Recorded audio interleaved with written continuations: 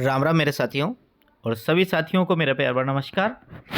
प्रिय साथियों, आज की क्लास में हम एनईपी 2020 यानी कि राष्ट्रीय शिक्षा नीति 2020 के 100 क्वेश्चनों के बारे में पढ़ेंगे साथियों। यानी कि आज की क्लास में लगभग एनईपी 2020 के 100 क्वेश्चन देखेंगे। वेरी वेरी इंपॉर्टेंट क्वेश्चन है और मेरे हिसाब से साथियों, यदि एनईपी में से एग्जाम में कोई भी प्रश्न आया तो इन 6 जो 100 क्वेश्चन है साथियों, शायद ही इनके बाहर कोई क्वेश्चन जाएगा। मेरे हिसाब से इसके बाहर कोई क्वेश्चन नहीं जाएगा। तो ये जो 100 क्वेश्चन है इनको बिल्कुल रट लीजिएगा साथियों। यहाँ पर आपने रट लिए तो मानिएगा आपकी एनईपी बिल्कुल तैयार है साथियों। तो देखिएगा इसका क्वेश्चन कैसा है साथियों। अब मेरे साथियों देखिएगा, इसका पहला ही क्वेश्चन की अपन बात करेंगे। तो पहला क्वेश्चन यहाँ पर ध्यान से समझने की कोशिश कीजिएगा। हर चीज़ को ध्यान से समझना है और बहुत ही बेहतरीन रूप से साथियों अपने इसका आंसर देना है। पहला है एनईपी यानी कि नेशनल एजुकेशन पॉलिसी 2020 या नई शिक्षा नीति 2020 किसने तैयार की। तो साथियों अपना आंसर होगा के कस्तूरी रंजन समिति ने एनईपी 2020 को तैयार किया है। अगला, एनईपी 2020 के अध्यक्ष कौन है? अध्यक्ष कौन है साथियों? तो आपको ध्यान रखना है एनईपी 2020 के जो अध्यक्ष है वो भी कौन है? डॉक्टर के कस्तूरी रंजन साथियों एनईपी 2020 के क्या है? अध्यक्ष थे। जीडीपी का कितना प्रतिशत केंद्र सरकार द्वारा नई शिक्षा नीति 2020 में खर्च किया जाएगा? 6%। ध्यान रखना, जो भारत की जीडीपी है, इस जीडीपी का केंद्र सरकार द्वारा 6% जो हिस्सा है वो नई शिक्षा नीति पर खर्च किया जाएगा। ये भी आपको ध्यान रखना है।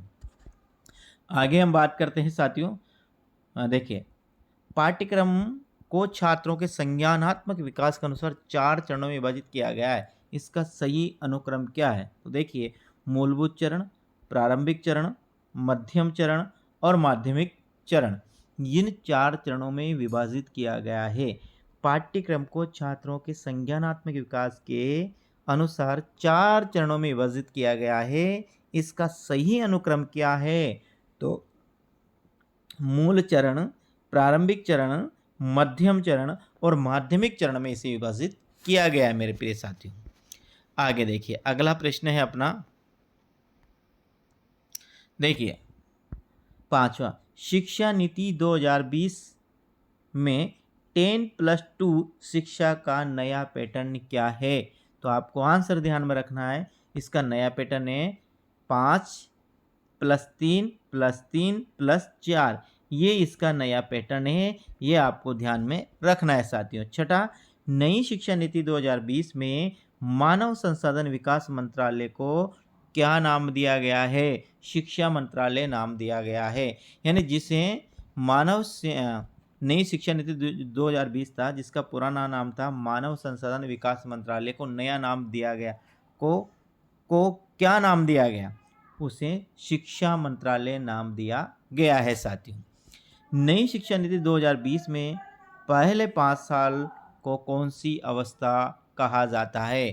पहले 5 साल की अवस्था को नींव चरण यानी कि फाउंडेशन स्टेज कहा जाता है। आपको ध्यान, पहले 5 साल की अवस्था को फाउंडेशन स्टेज या नींव चरण कहा जाता है साथियों। अगला प्रश्न है 8वां प्रश्न, नई शिक्षा नीति 2020 में कौशल विकास पाठ्यक्रम किस वर्ग से शुरू होगा? तो वह कक्षा 6 से शुरू होगा। ये भी आपको ध्यान रखना है। नई शिक्षा नीति 2020 में कौशल विकास पाठ्यक्रम किस वर्ग से शुरू होगा? तो आपको ध्यान रखना है वर्ग है, यानी कक्षा 6 से ये शुरू हो जाएगा। अब साथियों, यदि आप चैनल पर पहली बार तो चैनल को जरूर सब्सक्राइब कीजिएगा और साथ साथ बेल आइकन को ज़रूर प्रेस करिएगा, क्योंकि साथियों आपको चैनल सब्सक्राइब करने में तो मात्र 1 मिनट का समय लगता है। कितना? 1 मिनट का, यानी 1 मिनट का नहीं, 1 सेकंड का। लेकिन आपका जो एक सब्सक्राइबर होता है ना, जो हम आप तक एक क्लास पहुंचा रहे, इनके लिए बहुत ही प्रोत्साहन का कार्य करता है। इसलिए मेरे साथियों, आप चैनल पर पहली बार हो तो चैनल को जरूर सब्सक्राइब कीजिएगा और साथ साथ बेल आइकन को दबाकर ऑल पर प्रेस करें, ताकि हर प्रकार की क्लास आप तक पहुंच सके। देखिएगा, अगला प्रश्न की बात करते हैं। प्रश्न नंबर अपने पास आता है 9वां, नई शिक्षा नीति 2020 में एक छात्र को उसकी मातृभाषा में न्यूनतम कितनी कक्षा तक पढ़ाया जाना चाहिए? कक्षा 5 तक। यानी कक्षा 1 से 5 तक की जो कक्षा है, इसमें जो बालक बालिका का अध्ययन होगा वो केवल उसकी मातृभाषा में ही होगा साथियों, ये आपको ध्यान रखना है। जैसे बिहारी बोलने वाला बिहारी बोलेगा, राजस्थानी बोलने वाला राजस्थानी बोलेगा, भोजपुरी बोलने वाला भोजपुरी बोलेगा, अवधी बोलने वाला की किताब अवधी में रहेगी, खड़ी बोली हिंदी बोलने वाली किताब खड़ी बोली हिंदी में रहेगी। यानी कि जैसे दिल्ली का जो बालक है, वहाँ पर जैसे मणिपुर का बालक है, यदि वो मणिपुरी बोलता है तो उसकी जो 1 से 5 तक किताब होगी, वो मणिपुरी में ही रहेगी साथियों। ये आपको ध्यान रखना है। यानी कि जो जहाँ का बालक है, वो जिस भाषा का प्रयोग करता है, उसी भाषा में उसकी 1 से 5 तक की कक्षा यानी अध्यापन कार्य होगा। एनईपी का फुल फॉर्म क्या है तो आपको ध्यान रखना है, नेशनल एजुकेशन पॉलिसी ने एनईपी का मुख्य नाम है। और भी मिलेगा an education naive education policy मिलेगा, तो नेव एजुकेशन पॉलिसी नहीं होगा, नेशनल एजुकेशन पॉलिसी होगा, ये आपको ध्यान में रखना है। हाल ही में एनईपी को कब संशोधित किया गया है? तो 2020 में साथियों इसको संशोधित किया गया है। अगला, एनईपी 2020 कितने नंबर की राष्ट्रीय शिक्षा नीति है? तीसरी राष्ट्रीय शिक्षा नीति है। शायद पहली साथियों 1968 की, दूसरी साथियों 1986 की, और ये साथियों अपनी तीसरी है 2020 की शिक्षा नीति साथियों। भारत में अब तक शिक्षा नीति किस वर्ष आई? किस वर्ष? उपयुक्त सभी, देखो ये लिखा रहेगा, मैंने अभी बताया 68 है, 20 है और 86, ये दोनों ही 3 बार साथियों शिक्षा नीतियाँ लागू हुई। भारत में कितने वर्षों के बाद नई शिक्षा नीति लागू की गई है? तो 34 वर्ष के बाद भारत में नई शिक्षा नीति लागू की गई है साथियों। अगला प्रश्न है, राष्ट्रीय शिक्षा नीति 2020 में किस वर्ग के व्यावसायिक कक्षा शुरू होगी? कक्षा 6 से। अभी देखा था अपन ने प्रश्न, ये इसके पहले भी ये प्रश्न आया था, इसी टेस्ट में मैंने आपको बताया था। तो कक्षा 6 से व्यावसायिक शिक्षा शुरू हो जाएगी। नई शिक्षा नीति 2020 किस पाठ्यक्रम को समाप्त कर दिया गया है? एमफिल को समाप्त कर दिया गया है साथियों, आपको ध्यान रखना है। नई शिक्षा नीति है उसमें एमफिल को पूर्णतः ही समाप्त कर दिया गया है, ये आपको ध्यान में रखना है साथियों। नई शिक्षा नीति 2020 में व्यवसायिक शिक्षा क्षेत्र में कितने वर्षों के अध्ययन के बाद डिप्लोमा प्रदान किया जाएगा? 2 वर्ष के अध्ययन के बाद साथियों डिप्लोमा प्रदान किया जाएगा, इसके पहले डिप्लोमा प्रदान नहीं किया जाएगा। यदि आप व्यवसायिक शिक्षा में 2 वर्ष तक लगातार अध्ययन करते हैं तो फिर आपको डिप्लोमा प्रदान कर दिया जाएगा। राष्ट्रीय शिक्षा नीति 2020 के अनुसार अब पीएचडी करने के लिए क्या आवश्यक है? 4 साल की स्नातक डिग्री, 4 साल की, जिसे हम वर्तमान में बीए बोलते हैं ना, ये डिग्री की आवश्यकता है। इसके बाद आप साथियों क्या कर सकते हो? पीएचडी कर सकते हो। अभी बीए वो 3 वर्ष की है 12वीं के बाद, लेकिन अब 4 वर्ष की रहेगी साथियों, तो इस 4 वर्ष की में करने के बाद आप पीएचडी कर सकते हैं। शिक्षा शब्द किस भाषा से लिया गया? ये लैटिन भाषा का शब्द है साथियों। शिक्षा जो शब्द है वो लैटिन भाषा का शब्द है। आगे, राष्ट्रीय शिक्षा नीति 2020 में छात्र शिक्षक का अनुपात क्या रखा गया? 30:1 रखा गया। लेकिन ध्यान रखिए साथियों, जो 25:1 ये न्यागा अलाभान्वित दुर्लभ विद्यालय के जो छात्रों के जो विद्यालय होते हैं वे होते हैं ना, वहाँ पर 25.1 होगा। लेकिन साथियों जहाँ सामान्य होता है, सामान्य विद्यालय होते हैं, वहाँ पर 30.1 यानी 30 छात्रों पर एक विद्यालय एक अध्यापक रखा जाएगा।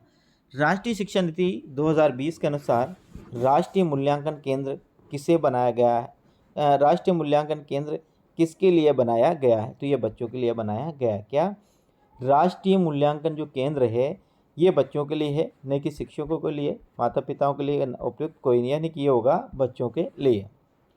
छात्रों के आकलन के लिए राष्ट्रीय मूल्यांकन केंद्र बनाया गया, जिसका नाम क्या है? जिसका नाम है साथियों परख। याद रखना क्या नाम है? जिसका नाम है परख। परख राष्ट्रीय शिक्षा नीति 2020 में शामिल एक राष्ट्रीय मूल्यांकन केंद्र है। परख में पी का क्या अर्थ है? परख में पी का अर्थ है साथियों परफॉर्मेंस। याद रखना, परख में पी का अर्थ है परफॉर्मेंस मेंस। दीक्षा पोर्टल किससे संबंधित? तो दीक्षा पोर्टल संबंधित देश में शिक्षकों के कौशल को विकसित करना। देश में शिक्षकों के कौशल को विकसित करना ये साथियों दीक्षा पोर्टल का क्या है, दीक्षा पोर्टल का संबंधित है कि देश में जितने भी शिक्षक हैं उनमें कौशलों का विकास करना। साथियों आगे बात करें, राष्ट्रीय शिक्षा नीति 2020 में निम्नलिखित में से कौन सा कथन प्रस्तावित है? बाल विद्यार्थियों के लिए बहुभाषी होने में उच्च संज्ञानात्मक लाभ है, यानी कि सी अपना सही आंसर होगा। आगे, राष्ट्रीय शिक्षा नीति 2020 के अनुसार आकलन के उद्देश्य क्या है? देखिए आकलन के उद्देश्य क्या है, 2 है, 3 है और 4। 2 में अध्यापन अधिगम क्रिया को दोहराना, अधिगम और विकास को अनुकूलित बनाना, कक्षा के अंदर और बाहर विद्यार्थियों को समर्थन देना। यानी अध्यापन अधिगम प्रक्रिया को दोहराना, अधिगम और विकास को अनुकूलित करना, कक्षा के अंदर और बाहर विद्यार्थियों को समर्थन देना, ये साथियों इसका आकलन का उद्देश्य है। राष्ट्रीय शिक्षा नीति 2020 क्या सिफारिश करती है? ये करती है बहुभाषावाद, यानी कि अनेक भाषाओं का ये समर्थन करती है। साथियों राष्ट्रीय शिक्षा नीति 2020 में प्रस्तावित बदलाव है मानवीकरण से लचीलापन। साथियों ये इसका सही आंसर होगा, मानवीकरण से लचीलापन। राष्ट्रीय शिक्षा नीति 2020 में उल्लेखनीय मेरू शब्द का विस्तृत रूप क्या है? यह multidisciplinary educational and research university. साथियों ए इसका सही आंसर होगा, मेरू का सही अर्थ क्या है? राष्ट्रीय मूल्यांकन केंद्र परख का उद्देश्य क्या है? इसका उद्देश्य है मानदंड, मानक और दिशा निर्देश निर्धारित करना, यही इसका क्या है, मुख्य उद्देश्य है। एनईपी 2020 के अनुसार एबीसी क्या है? शिक्षा, याद रखना, शिक्षा बैंक क्रेडिट क्या है? एबीसी का अर्थ क्या है? शिक्षा बैंक क्रेडिट। अब इसका इंग्लिश में देखिए, यह है एकेडमिक बैंक ऑफ क्रेडिट। क्या है? एबीसी का फुल फॉर्म होगा, क्या होगा? एकेडमिक बैंक ऑफ क्रेडिट, ये इसका फुल फॉर्म होगा। राष्ट्रीय शिक्षा नीति 2020 में प्री स्कूल स्तर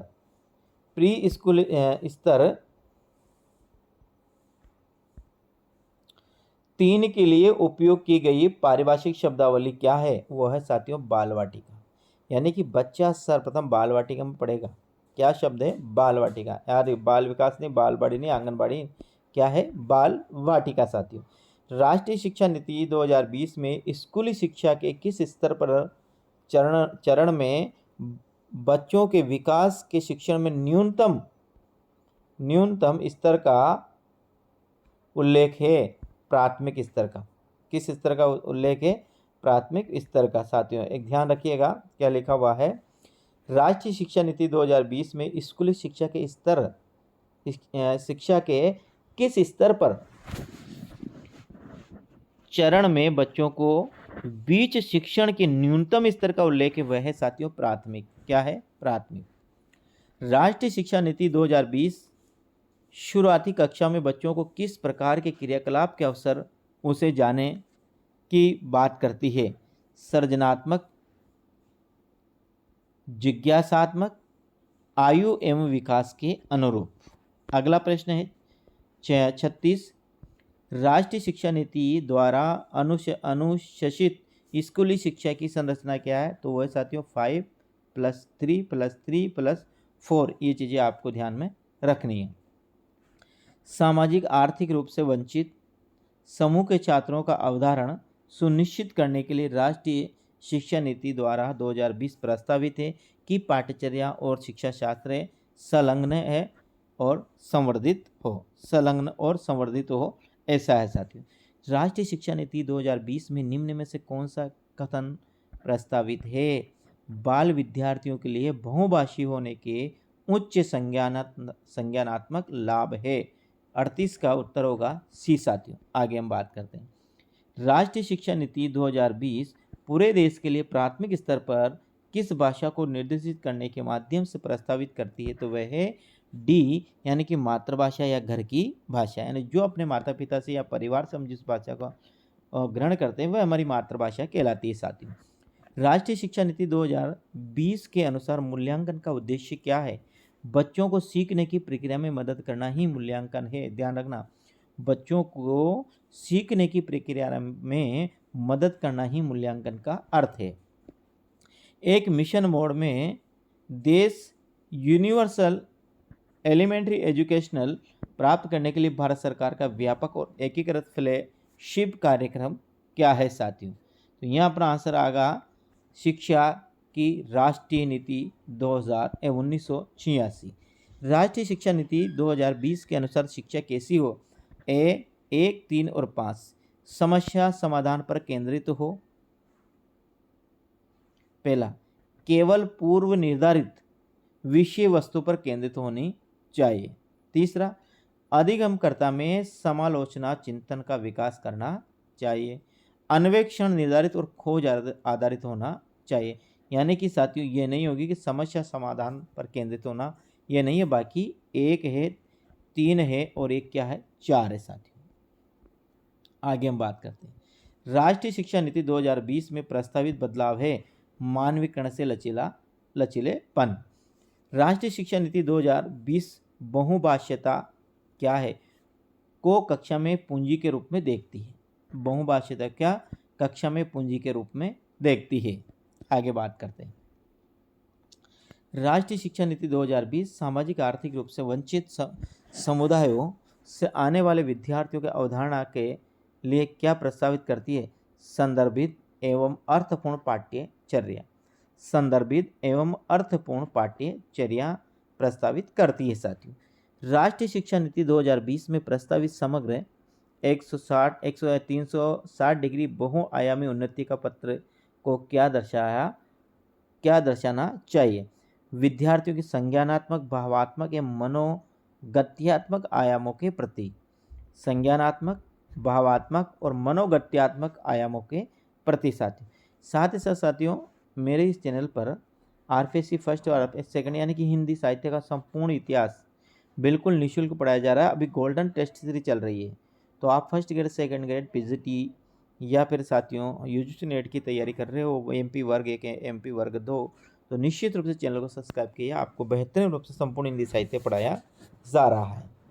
प्रश्न नंबर 47 आता है कि राष्ट्रीय शिक्षा नीति 2020 के अनुसार का प्रयोग को प्रोत्साहित करने के लिए करना चाहिए। अनुभव जनित अधिगम और समालोचना चिंतन, इस आधार पर इसका प्रोत्साहित करना चाहिए। दिव्यांग छात्रों की शिक्षा के संदर्भ में निम्नलिखित में से किस प्रावधान को राष्ट्रीय शिक्षा नीति 2020 द्वारा बढ़ावा नहीं दिया गया है? अनिवार्य विशेष शिक्षा क्या है? अनिवार्य विशेष शिक्षा साथियों। राष्ट्रीय शिक्षा नीति 2020 क्या प्रस्तावित करती है? 1, 2 और 4। 1 में विद्यालय की पाठ्यचर्या की विषय वस्तु में कटौती। 2, विद्यालय की पाठ्यचर्या के लचीलेपन में वृद्धि। और 1 का साथियों क्या? 4, विचारात्मक चिंतन की महत्व देना। रटन अधिगम को ये महत्व नहीं देती है। यानी कि साथियों इसमें 1 को छोड़कर बाकी ये 1, 3, 1, 2 और 4 क्या है? सही है साथियों। प्रश्न 50, राष्ट्रीय शिक्षा नीति 2020 द्वारा सुझाई समग्र 360 डिग्री बहुआयामी रिपोर्ट क्या प्रस्तावित करती है? देखिएगा 4 में 100 आकलन और समसमूह आकलन का समावेश। 100 आकलन और समसमूह आकलन का समावेश करती है साथियों। आगे बात करते हैं। भाषा के संदर्भ में राष्ट्रीय शिक्षा नीति 2020 किस पर बल देती है? वही बहुभाषीयता पर बल देती है। राष्ट्रीय शिक्षा नीति 2020 के अनुसार निम्नलिखित में कौन सा कथन सही है? विद्यार्थियों को उनके सीखने के पथ और कार्यक्रमों को चुनने के लिए लचीलापन प्रदान किया जाना चाहिए साथियों। राष्ट्रीय शिक्षा नीति 2020 किस पर बल देती है? वो देती है लचीला बहुस्तरीय गति आधारित अधिगम साये। लचीला बहुस्तरीय गति आधारित अधिगम साये। राष्ट्रीय शिक्षा नीति 2054वां प्रश्न। राष्ट्रीय शिक्षा नीति 2020 के अनुसार मूल्यांकन का उद्देश्य किसकी जानकारी देता है? विद्यार्थियों का विद्यार्थियों को कक्षा में वे कक्षा के बाहर कैसे सहायता दी जा सकती है, ये मूल्यांकन का हमें जानकारी देता है। राष्ट्रीय शिक्षा नीति 2020 के अनुसार शिक्षा को किस पर बल देना चाहिए? संकल्पनात्मक समझ पर बल देना चाहिए, न रटना पर, न परीक्षाओं पर, न गैर संदर्भित विषय वस्तु पर। साथ ही ये संकल्पनात्मक समझ पर बल देना चाहिए। आकलन के संदर्भ में राष्ट्रीय शिक्षा नीति 2020 क्या प्रस्तावित करती है? डी और ए। डी का मतलब है, डी तो इसमें दे ही नहीं रखा साथियों, इसमें सी और ए है। इसका मुझे उत्तर बताए। सी और रही है, डी तो इसमें, हाँ, डी का मतलब है सी और ए का मतलब विश्लेषण और आलोचनात्मक सोच, जैसे उच्च क्रम के कौशल का परीक्षण, और इसमें क्या है सी, आकलन के योगात्मक तरीके। दो, पहला विश्लेषण और आलोचनात्मक सोच जैसे उच्च क्रम के कौशल का परीक्षण, और एक है आकलन के योगात्मक तरीके। साथियों, राष्ट्रीय शिक्षा नीति 2020 किसकी ओर बदलाव का प्रस्ताव रखती है? ये सीखना कि कैसे सीखना है, यह सिखाना है कि कैसे सीखना है, यह सिखाना है कि कैसे सीखना है। आगे, राष्ट्रीय शिक्षा नीति एनईपी 2020 में आकलन के संदर्भ में विद्यार्थियों के लिए किस प्रकार का प्रगति पत्र प्रस्तावित किया गया है? 360 डिग्री बहुआयामी प्रगति पत्र। आगे, राष्ट्रीय शिक्षा नीति 2020 के अनुसार विद्यार्थियों के किन आयामों की प्रगति व अद्वितीयता को शामिल करना चाहिए? संज्ञानात्मक, भावात्मक और मनोगत्यात्मक। साथियों, आगे देखिए, हेतलगर में गुजराती बोलता है और इस भाषा को पढ़ने और लिखने में उसका प्रवाह है।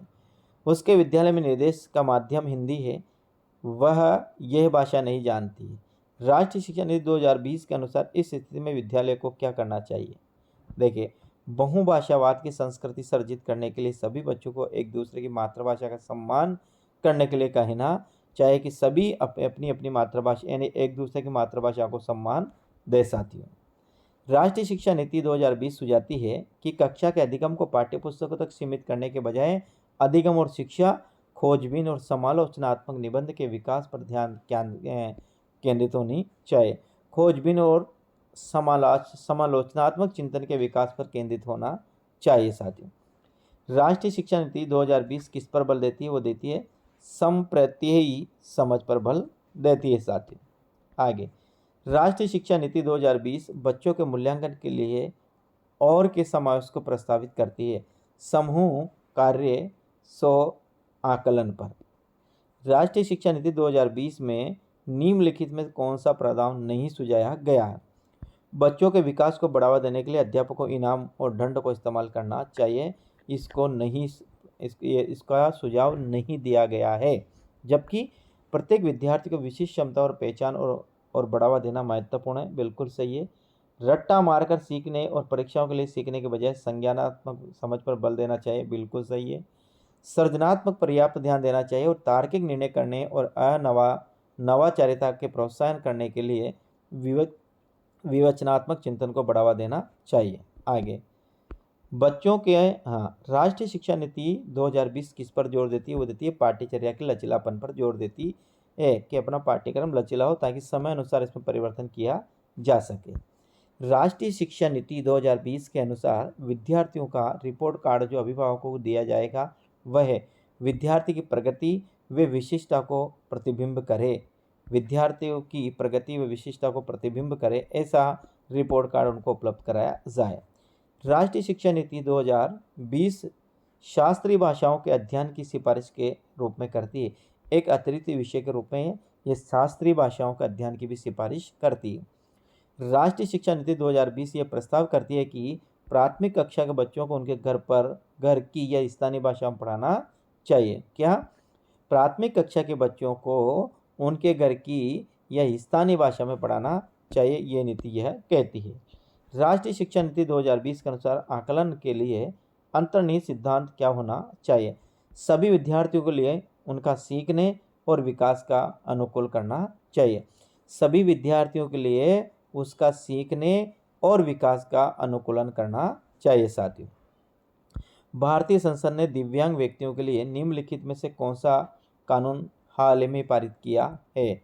निःशक्त व्यक्ति समान अवसर अधिकार संरक्षण और पूर्व भागीदारी अधिनियम साथियों। आगे हम बात करते हैं।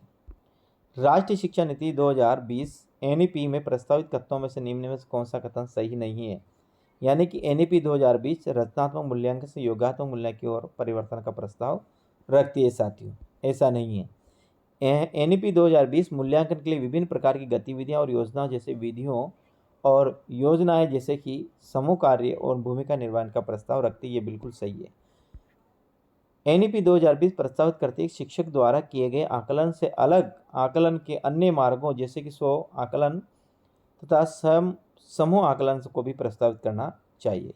एनईपी 2020 प्रस्तावित करती है कि छात्रों को उन्नति पत्र में उनके संज्ञानात्मक भावात्मक आयामों की प्रगति सम्मिलित होनी चाहिए। अगला प्रश्न है, राष्ट्रीय शिक्षा नीति 2020 के अनुसार अधिगम होना चाहिए, प्रयोगात्मक होना चाहिए, विषय वस्तु बहुमुखी नहीं होना चाहिए, पाठ्यपुस्तक केंद्रित नहीं, व्यवहारात्मक भी नहीं होना चाहिए। ध्यान रखना, प्रयोगात्मक होना चाहिए। बहुत अच्छा क्वेश्चन है एनईपी 2020 के संबंध में। एनईपी 2020 ये मानती है कि अधिगम होना चाहिए, प्रयोगात्मक होना चाहिए, करके सीखना होना चाहिए साथियों। अगला, राष्ट्रीय शिक्षा नीति 2020 के अनुसार विद्यालयों में मूल्यांकन का अनुरूप होना चाहिए, योगात्मक और रचनात्मक होना चाहिए। निम्न में से कौन सी शिक्षा शास्त्रीय रणनीति राष्ट्रीय शिक्षा नीति 2020 का द्वारा प्रस्तावित है? ए, 2 और 4। एक में क्या है? अन्वेक्षण आधारित अधिगम होना चाहिए, कथा वाचन आधारित शिक्षा शास्त्र होना चाहिए और 4 में चर्चा आधारित कक्षाएं होना चाहिए। वेधन तथा बार बार अभ्यास ये नहीं होना चाहिए। अन्वेक्षण पर आधारित हो, कथा वाचन पर आधारित हो और चर्चा पर आधारित हो। 75वां प्रश्न, राष्ट्रीय शिक्षा नीति 2020 में विद्यार्थियों का आकलन हेतु प्रस्तावित समग्र 360 डिग्री बहुआयामी की रिपोर्ट के संदर्भ में कौन सा कथन सही नहीं है? देखिएगा, वो नहीं है साथियों। रिपोर्ट केवल व्यक्तिगत कार्यों पर केंद्रित होगी और सामूहिक कार्यों को शामिल नहीं करेगी। रिपोर्ट स्वयं का और सहपाठियों का आकलन सम्मिलित होगा। रिपोर्ट में विद्यार्थियों की संज्ञात्मक भावात्मक और मनोगत्यात्मक आयामों की प्रगति शामिल होगी। रिपोर्ट घर और विद्यालय के मध्य एक महत्वपूर्ण संबंध बनाएगी। राष्ट्रीय शिक्षा नीति 2020 प्रस्तावित करती है कि शिक्षा होनी चाहिए, कैसी होनी चाहिए? अन्वेक्षण प्रेरित और खोज उन्मुखी होनी चाहिए साथियों। अन्वेक्षण प्रेरित और खोज उन्मुखी होनी चाहिए। आगे हम बात करते हैं, राष्ट्रीय शिक्षा नीति 2020 किस उपागम के लिए शिक्षण शास्त्रीय बदलाव की अनुशंसा करती है? वो है रटने पर आधारित अधिगम और अवधारणात्मक समझ साथियों। इसमें वो बदलाव करना चाहती है। वो चाहती है कि जो रटन पर्वतीय विद्यार्थी उसको पूर्णतः समाप्त किया जाए। राष्ट्रीय शिक्षा नीति 2020 में निम्न में से कौन सा कथन प्रस्तावित है? बाल विद्यार्थियों के लिए बहुभाषीय होने के उच्च संज्ञानात्मक लाभ। प्रश्न नंबर 80 है, राष्ट्रीय शिक्षा नीति 2020 पूरे देश के लिए प्राथमिक स्तर पर किस भाषा को निर्देश करने के माध्यम से प्रस्तावित करती है? तो वह है मातृभाषा या घर की भाषा। इस प्रकार से मेरे प्यारे दोस्तों, आज की क्लास में 80 प्रश्न थे। इसके पहले की क्लास है साथियों, इसके पहले की क्लास अपन ने विवरणात्मक क्लास पढ़ी, व्याख्यात्मक क्लास पढ़ी, पूरा विवरण से देखा, एक टॉपिक को पढ़ाया साथियों। और आज की क्लास एमक्यू के माध्यम से थी, तो दोनों क्लासों को देखिए। इसके पहले की क्लास भी देखिए, आज की क्लास भी देखिए साथियों। उम्मीद करता हूँ आपने चैनल को सब्सक्राइब कर लिया होगा। नहीं किया है मेरे साथियों तो जाते जाते जरूर सब्सक्राइब करिएगा। ठीक है फिर साथियों, मिलते हैं अगले क्लास में। राम राम।